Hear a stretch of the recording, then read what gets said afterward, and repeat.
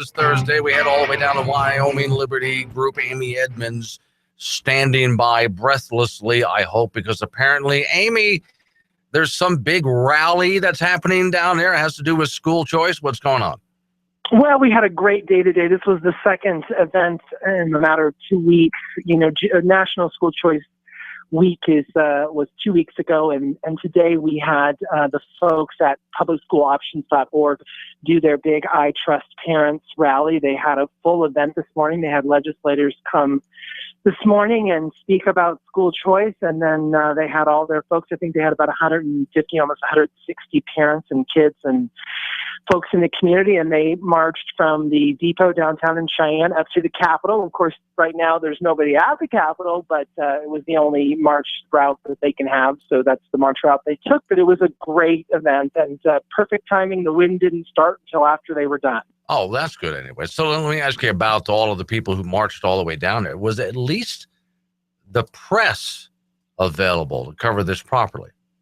I did see, during the event that they had where they had speakers, I did see a couple of news medias come and take some videos. So hopefully we'll see it tonight on the evening news. But they definitely had a really good turnout.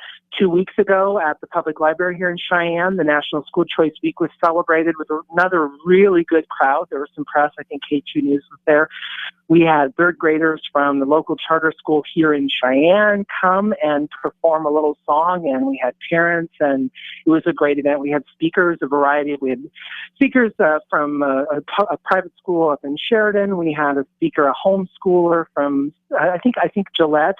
We had a private school speaker from the private Catholic school here in Cheyenne. We actually had a speaker from the Wyoming Department of Education. They sent, I think it was the superintendent's chief of staff came and spoke, Dickie Shaner, and then the head of the Wyoming Republican Party, Matt Michaeli, came and spoke, all in support of school choice. Okay, so is school choice a problem in the state of Wyoming, or is it just something you're trying to raise awareness for? It's both. It's a problem in the sense that we don't have a lot of school choice. We want to continue to raise awareness. Certainly when parents are made aware of school choice options, they take a look at them. So we know here in Wyoming, just in the last 3 or 4 years, we've seen 3 new private schools open up across the state. So there's one in Cody, a new one in Jackson, and one in Rock Springs. Parents, I think, are, as we can see by schools opening, parents are looking for options and they want options. So it's important. The National School Choice Week was sponsored by EdPress out of Jackson, and they're the ones we're partnering with at the Wyoming Liberty Group, working on the Education Savings Account, which is, I think a really excellent opportunity to try to bring some school choice. I keep hoping for school vouchers in the state of Wyoming if we haven't had them already. To allow a parent to go where they want to go with the money that's actually theirs. Yeah, and the school choice or the Education Savings Account, it's not a voucher. It's about as close as you're going to get without some major constitutional issues. So the Education Savings Account, which right now we're hoping to get as a study topic. We're hoping Management Council will vote it as a study topic for education. This is a voluntary severance tax credit. So the companies in Wyoming who sever minerals from the ground and pay a tax to do so would be allowed a credit. It's capped at $5 million. So truly it is a tiny little sort of pilot program. It's $5 million. As you know, we get a lot more than that in severance taxes. Of course, right now those figures are going down, but regardless, this would be a very small $5 million education savings account that would allow families to take an $8,000 scholarship and use it however they want. And it becomes a savings account in the sense that when they receive the money, and it is income tested, so this is for families that make $85,000 or less a year. They take that $8,000. If they spend less than $8,000, the money stays in an account and follows their child through their K-12 career, and then can be spent in college for higher education, technical school, community college, for traditional four-year school. So it's an exciting thing. It's a great thing. With declining revenues, the state really should be taking a look at what can it do. This provides immediate savings to the taxpayers. Wyoming spends $16,000 on average per child. This would be half of that. Wow. Yeah, and we spend more in the state of Wyoming than most other states, don't we? We do. Yeah, we're always one of the highest spending states across the country. We're we sort of jockey between number 1, number 2, number 3.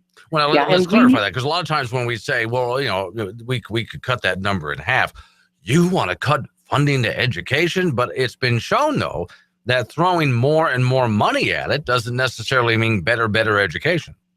That's right. And it's certainly that's the logical discussion to have. Is that we've seen if you take a map of just the static test results, like the NAEP test, which is a test that all states have been administering, the national test for many, many, many years. So we just took that and put it up against a graph of both federal education spending and then just say state education spending. There is zero correlation. Education spending is on a steep upward curve, and scores, are sort of like a heart rate monitor. They kind of go up and down, up and down. They don't really ever, there's no real curve going up. They're just sort of back and forth, back and forth. There is no correlation. There's really nobody rationally who knows the numbers and has seen them can make that correlation. But it's an emotional response. It's an emotional response. And I think, and that's what we're seeing. I'm seeing it here in the legislature this session, as you see school board members come down and folks who are just in a panic that they're going to have decreased funding. They're all just in a panic. We cannot decrease spending. We have to have all this spending. But they don't want to defend what's happening in education over the past couple of decades. I'm talking with Amy Edmonds from Wyoming Liberty Group, who's attending a rally for school choice in Cheyenne, Wyoming. So how late does this rally go? Are you done for the week? Yep, they're done. Thankfully, they were done at noon, so they started this morning with the breakfast for legislators, and they finished up before the wind started howling. It was a great day. So I know some of them were headed up to the temporary Capitol, the Jonah building, to just sit in and have the kids watch some of the legislative process, and they're all wearing their I Trust Parents t-shirts. I love that as a slogan. So, okay. In the state of Wyoming, if somebody chooses to go to a private school, since we're talking choice here, or homeschool, charter school even, how does that relate right now to testing in the state of Wyoming, since Wyoming testing has been an issue? Certainly for homeschoolers, they are not required right now to take some of the state mandated testing, but every homeschooler, just like anyone in the country who wishes to go to a higher education school, so a community college, ends up taking the ACT or the SAT. Those are our college entrance exams. We've all taken them. Everybody takes them, so they do take them. So they like any other student, have to prepare their child to the point that they could receive and be admitted into higher education. Private schools, it depends, Glenn. So some private schools mirror or somewhat similarly mirror some of the testing. Certainly, no one beyond the public school tests as much as the public school. So let's be clear: public school, the testing mania is insane, and it's not getting any better. Certainly, public schools test more than anybody else. But yes, private schools have some testing, not close, and they're different because, of course, every private school is different. I'm talking with Amy Edmonds from Wyoming Liberty Group about school choice. They just had a rally down in Cheyenne, which is why we're talking to her. In New York, Amy, I know you love this. New York City, New York State, not really friendly to private schools, charter schools, homeschooling. Is the state of Wyoming friendly to this stuff? Not yet.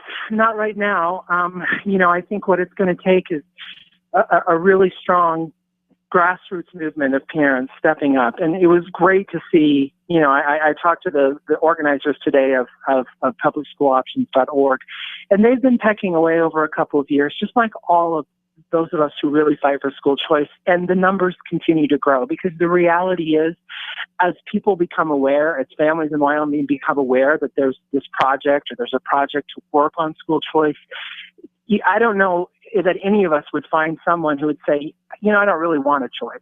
I'm not interested in choices. Right. That just does not happen. And so really what it takes is, as you said earlier, it takes public awareness.